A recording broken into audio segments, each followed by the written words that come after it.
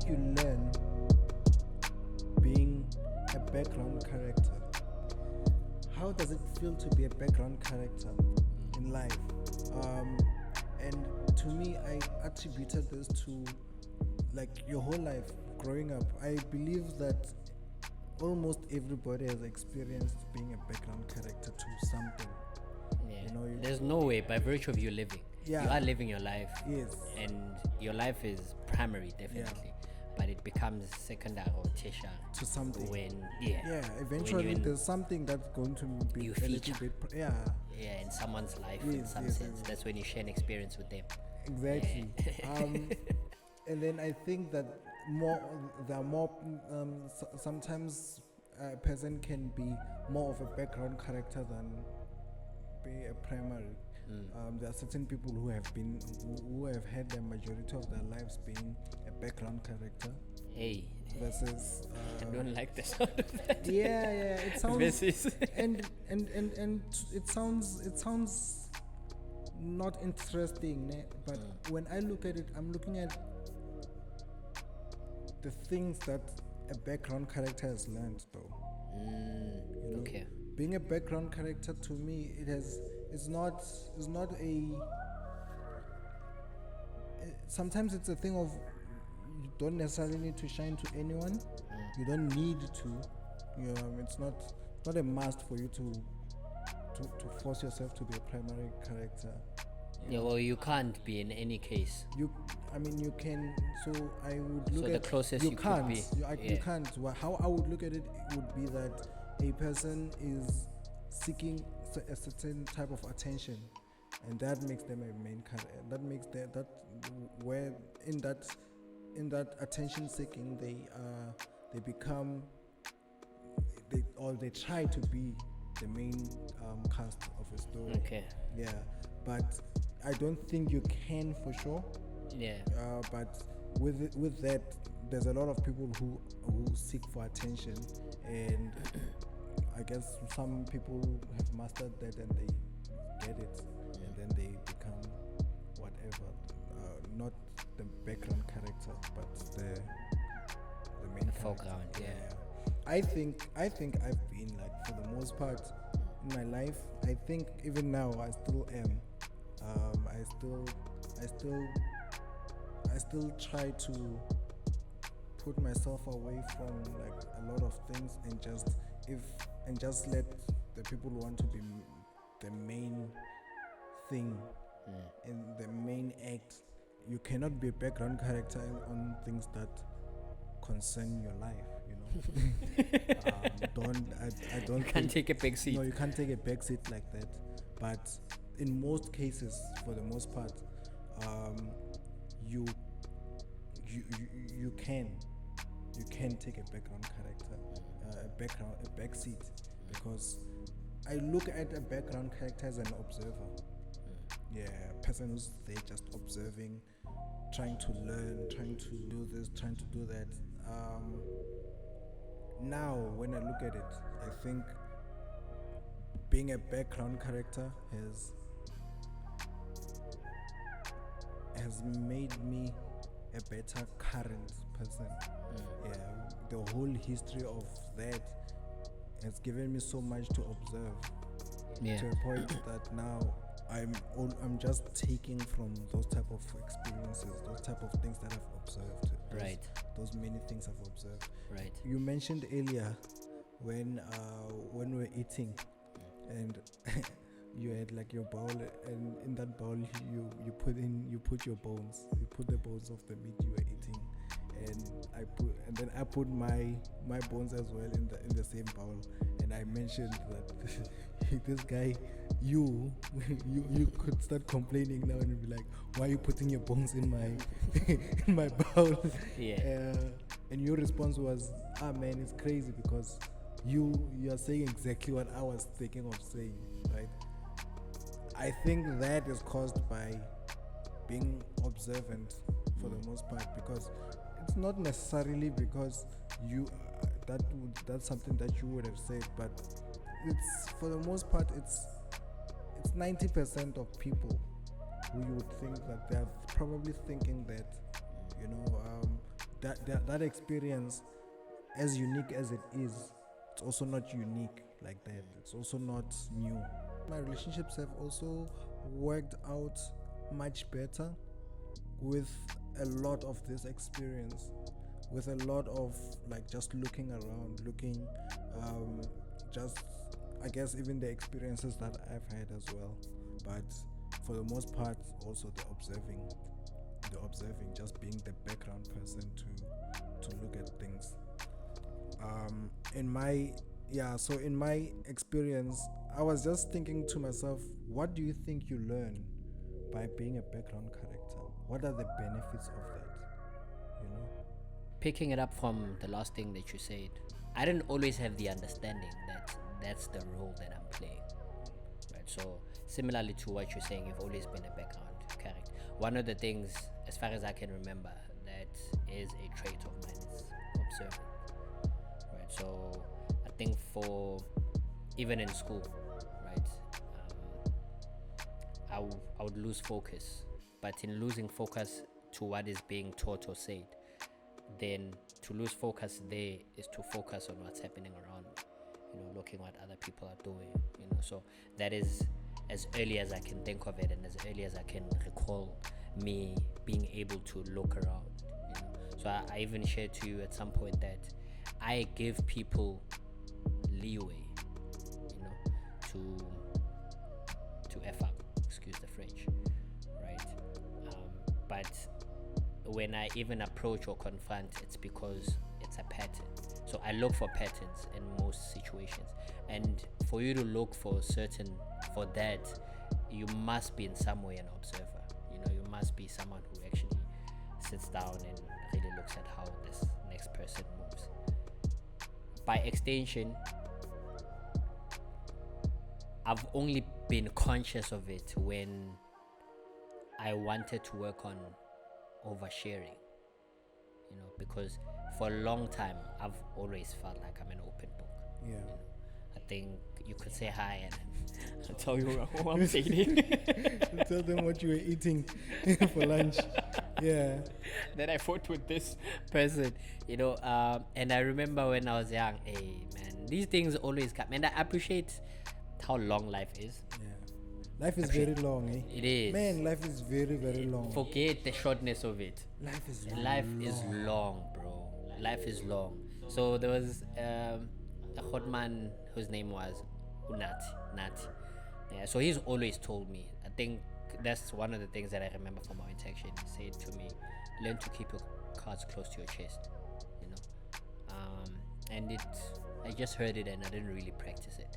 But as I became more intimate with myself, or I started really looking at the intangibles, the type of traits that I'm okay with, the type of traits that I would love to change, that's when I thought I would like to try out to keep the cards close to my chest.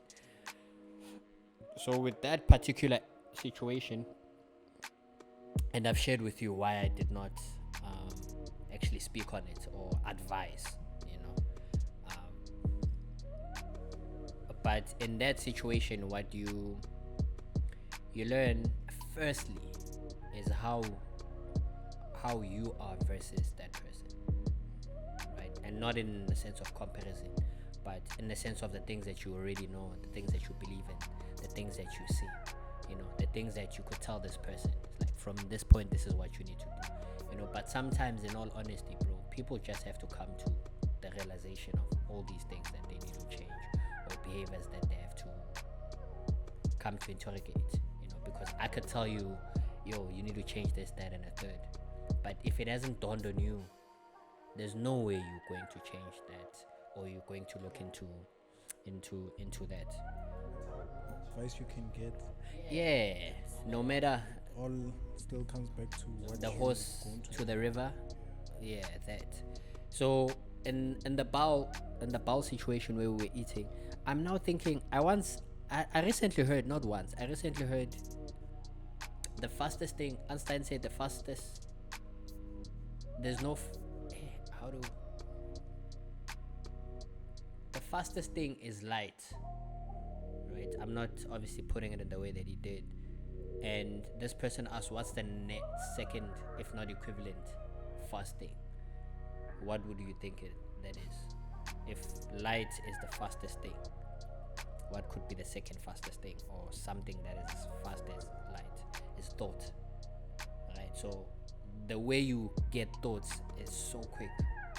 The fact that I put a bone and then it's really like the time between what you just did and the thought that is conceived is super fast. So you're always going to have those. I think for me, I just keep them to myself. That's also one of the things. Cards close to your chest. That's one of the things, because I don't have to give all my thoughts a voice. I don't have to, especially if when I look at the situation, because that's what I would do. I look at the situation. I'm like, am I harmed? And is my peace disturbed? What am I losing from this happening? Am I feeling away? And you'd realize that after you've crossed, because you are met by the ego acts first, right? But once you see it, or you watch it react, and you step away from it, almost as if an out-of-body experience, you step away from your ego, you would then realize that that's not really how you want to act. I don't know if that makes sense. Yeah, I don't want to be hostile. I don't want to push back. That's not what I want to do in this instance. And besides, what is it to me? Why am I? So by virtue of that, that's when I've learned to keep certain thoughts. I don't have to give. With you and I, it's different, because we speak almost about everything, but even with that, it's still a thing of, because there are thoughts that there are things that maybe one day you're going to ask me about, and I'll tell you I've always thought this about this situation. But for the most part, it's also one of those things that I don't think and I don't know if you're ready for these thoughts, because I see how you are moving, and it might not be the right time. But being a background character, bro, it's one of the best things. It's one of the best things, because even when heat comes, it doesn't hit you first. It doesn't hit you first, bro. There's this whole almost notion. Safe, ne? There's a notion where if you are sitting in a room full of people, right, and you're asked a question, try to be the last person to speak, because in that way, Collect yeah, everything. you get to learn what people are thinking. Like, you're thinking this, you're thinking that, you're thinking that. And if you don't want to share your thoughts, you can really just echo what they say. And if you really want to put out your opinion out there, you can. So it's one of those things that are underlining to the behavior. Not that would be where I'm trying to take it, but it's just a lot of things that are pouring into this nice bowl, of stew, where I'm sitting and I'm thinking, but I don't have to do that. Why do I feel so obligated? And oftentimes than not, you realize that it's either, we spoke about the ego, but it could even be trauma that's speaking, that's reacting, that's doing this, that. It's cliche in some sense. Not everything is about you, but it is about you, because it takes you being in that space to actually see that it's not about me. You mentioned something, and I liked when you said life is long, right? I wanted to ask you, why do you think life is long? Why do you think some people feel like life is short and you feel like life is long? My one answer to that was being present makes things like to be present means every hour, every second, you're kind of living through it, because you're present. Not taking snaps and of memories, instead by just living through those nice feelings, those moments. I think it's presence that makes life longer, that makes life feel like it's long, because you've lived every second of that life, and you've lived in it. My response to that would just be, it's something completely different from what you're saying, but your answer as to why life is long is because you are present in every moment. That is what to strive for, to be present, you know. And we've spoken about that. That I mean, I've done it in some ways. In some ways, I've fell short. Vice versa, even with you. And I think that's also a good place to be in, you know, to do something and still fall short and strive to do it more. So, simply put, for me, I also thought life was short. Yeah. But the change in perception or in perspective came when I realized that the time that I have is not time that I was told I was going to have. You know, so that's just it. So that would then bring into the whole concept of death, right? And how I interrogated it for me personally, just to give a bit of understanding of my stance in the world and my place in the world. A lot of people look at death as, how dare you? Yeah. You know, you thief. He was still young. Yeah, there's a poem, Death Be Not Proud. I'm not sure if you know of it. Yeah, you know. So for me, that bothered me a lot. That why are we fighting that? You know, it's as if we are in denial that we are going to die. I mean, almost every day, if not every second day, whatever future plans we have, I always say to you, if we live that long. Yeah. You know, because I'm very much aware of the idea of death. I meditate on it. It inspires how I do things, you know, to know that one day the curtains are going to close on me. Yeah. When you say these things, I'm starting to realize one thing about how our perspective is around life. We're trying to undemonize like all these things that were demonized, you know. So in any case, there's a word, narcissism. First of all, we've spoken about narcissism, we've searched about narcissism. It doesn't seem like there's a bad thing with like, there's no negative connotation to narcissism, right? We've spoken of failure, and we've spoken of suffering. Now we're speaking of death. Yeah. And all of these things, it seems to me like we're trying to give a different perspective to this. Yeah, redefine. For lack of a better way to put it. Yeah. You know, masculinity, not toxic masculinity. Masculinity. Masculinity. Masculine. Masculine.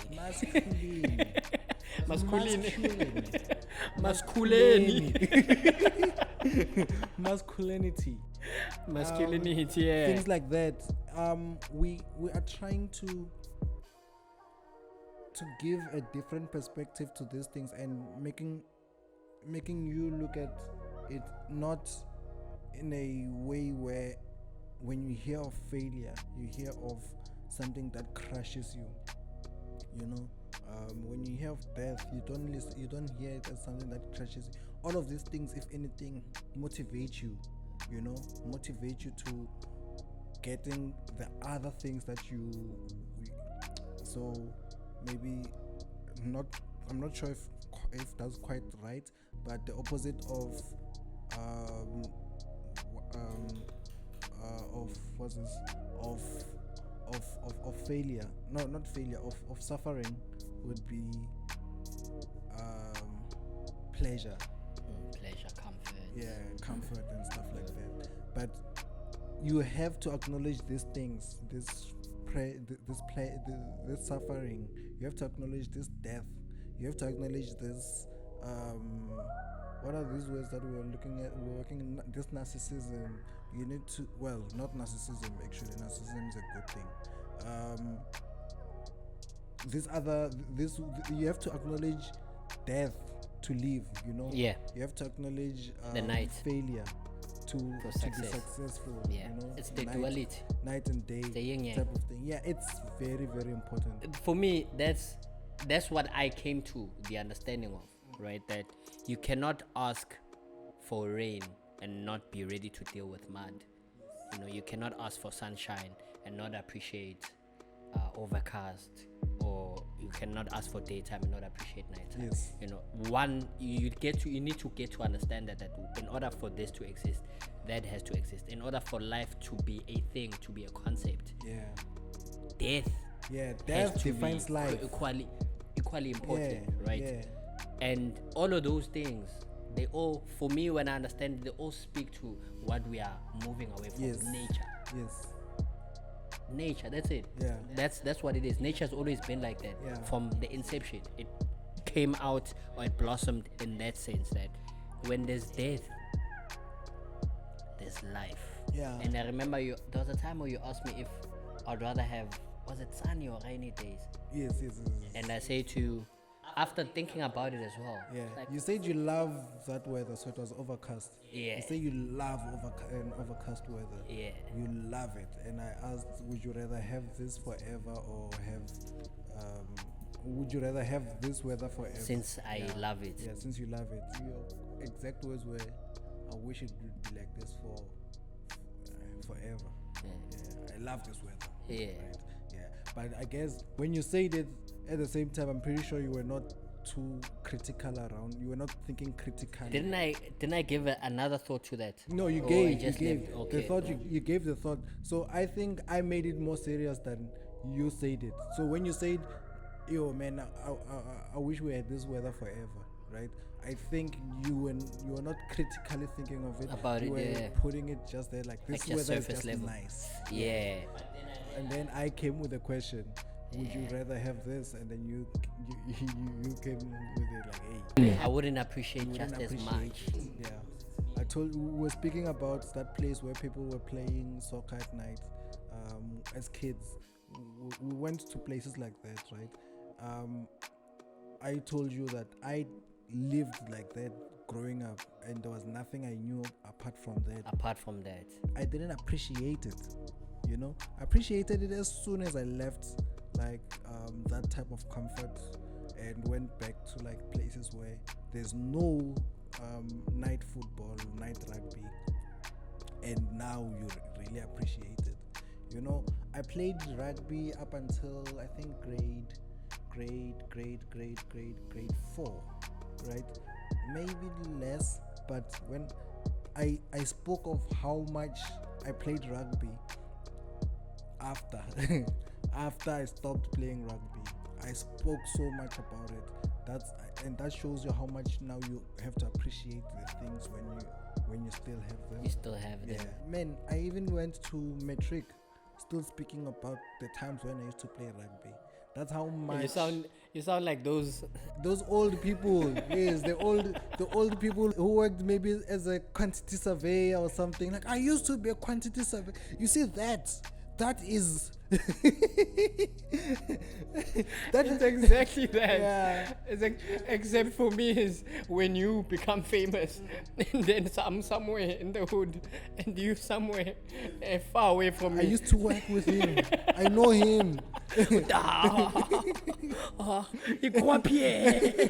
You get to see this type of things, bro. You get to see this type of things that, oh man, it means that life is like, to appreciate these things, you have to have lived the other. You really have to have lived the other. And That's true. we spoke of poverty last time. You remember this whole poverty conversation, and with that, it's that thing where now I'm pretty sure someone is asking themselves, am I in poverty so that I can start appreciating things? Hey, Your man. mind went on some other thing. Hey, my mind went some other place, ne? Yeah, I don't know, man. Like, poverty is still a Hey, state the of concept mind. of the concept of death, man. And hey, bro, I think, this is sad, and it's also sad that I can't articulate it the way I want to articulate it. A lot of people are delusional. Yeah. They're living an illusion. Funny enough, earlier on, it was as if that was a prelude. In the Uber, when I was going to the care house, his name was it Benny? We spoke about that. We spoke about people thinking they have the time that they think they do Yeah. when they don't, and that is telling in how they live their lives, right? So as soon as I came to and I've also shared this with, I came to the realization of I'm going to die, and when I die, there's this concept I once read. There's a concept of where you are in bed, and then versions of you are surrounding your deathbed. Versions of you are surrounding your deathbed, and they're looking at you and say to you, all the ideas that you had, I've manifested in this room. So if you had a business idea, you are a business person. There's So a business version of you. standing there, Of you. Yeah, Exactly. If you wanted to play soccer, a soccer player who became a success, Ooh. all of those versions are looking at you, and like you could have been any Hey man. one of us, Hey, that's some scary stuff. right? So you see why you remember this conversation we had one time when I said life is to experience, my man. Yeah. You have to experience all of these things. As soon as a thought hits you, you need to go and act You on need to it. see it. This is why it's hard for me when I say once I have it, dog, I can't go back. Yeah. Cause I'm like, why? You have to see it Why? through. Why do I have this thought? Yeah. You know, and It's there. Like life is to experience, man. If anything to define life is you have experienced everything, man. That if would not most. that is the essence of it. Especially like, and I even was saying that to experience these things, you don't necessarily have to go and be to go and work for a ABSA and be a CEO of ABSA. No, you can start your own company and be a CEO of your own company. You know, those type of things. It might not be bringing in that money that you want, But you were a you're CEO. working towards it. You know, Yeah. words mean a lot. Yeah. And yo, man, like really, to live is to experience, man. Really. That is what is the most important thing, right? And where I was taking it was, for me, to learn that I did not live up to my potential. That would have been something that, bro, that would torment me in my death dimension, wherever that is, whatever that means. Yeah. I know I would carry that with my soul. That would taint my soul so much to know that, because now there's evidence, bro. There's evidence brought against you, right? You could have lived this life, you could have done this, and you're there.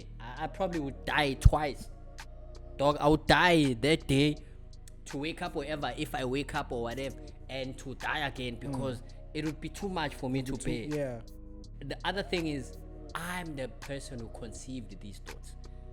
I'm the person who was sitting there, and you can't deny. It's like being caught red-handed. Yeah. You can't deny, bro. You can't deny that. It's you versus you. So, guys, you mean to tell me that I chickened out to live? So That's what I did. Basic thing. I failed at living, at experiencing life. Bro, that's a small thing.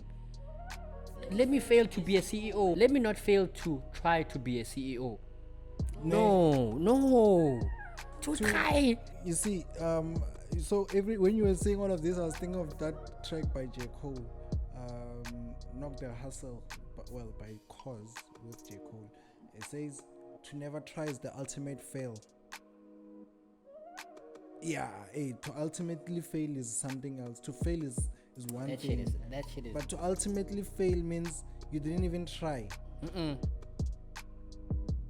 So it's that, I think you said this once, that by not choosing something, you are choosing something. Whatever you say no to, Yes. you are saying yes to the Yeah, other. that's the word. Whatever you say yes to, you are Yes, saying no you're to saying that. no to the There's other. no way. There's no other way. If you're not saying yes to being active, then you're saying yes to being lazy. Yeah, exactly. So if you're saying no, I'm not gonna be active. Yeah, I wanted to say that this yes and no is still the same thing. That Duality, right? Right? Yo.